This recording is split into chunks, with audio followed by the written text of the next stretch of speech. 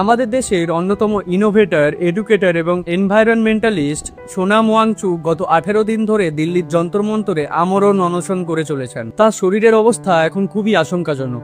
ডাক্তাররা বলছে এতদিন না খাওয়ার ফলে তার ব্লাড সুগার, ব্লাড প্রেশার সবই স্বাভাবিকের থেকে অনেক নিচে চলে গেছে এবং তার ওজনও প্রায় 8.5 কেজি কমে গেছে। তা সত্ত্বেও 59 বছরের এই মানুষটি আজও লড়ে যাচ্ছেন, এই আশায় যে সরকার হয়তো একদিন না একদিন তার এবং কোটি কোটি ছাত্রছাত্রীর দাবিগুলো পূরণ করবে। কে এই সোনাম ওয়াংচুক? লাদাখের উন্নয়ন, শিক্ষা ব্যবস্থার মান বাড়ানো এবং জলের সমস্যার সমাধানের মতো বিষয়গুলো নিয়ে কয়েক দশক ধরে লড়াই করে চলেছেন এই মানুষটি।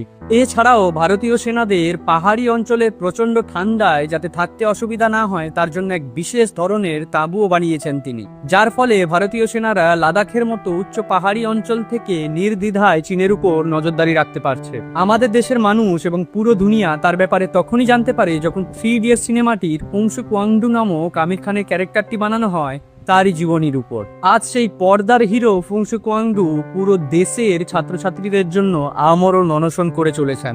প্রথমে নিট, ইউজিসি নেটের মতো পরীক্ষাগুলোর পেপার লিক, তারপর সিবিএসই বোর্ডের ক্লাস 12 এর পেপার চেকে অনেক ভুল করা হয়। বিগত 7 বছরে প্রায় 60টিরও বেশি পেপার লিক। শিক্ষা ব্যবস্থার উন্নতি এবং বর্তমান শিক্ষামন্ত্রী ধর্মেন্দ্র প্রধানের ইস্তফার দাবি নিয়ে তার এই অনশন।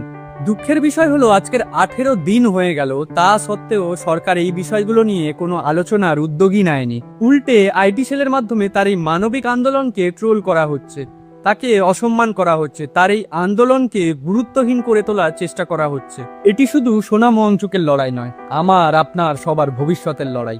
তাই আজ সময় এসেছে এই হিরোর পাশে দাঁড়ানোর।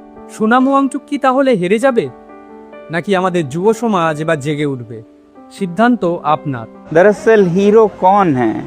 हीरो वो हैं जो सच्चाई और इंसाफ के साथ खड़े रहते हैं और नाइंसाफ़ी से, डर से नहीं डरते।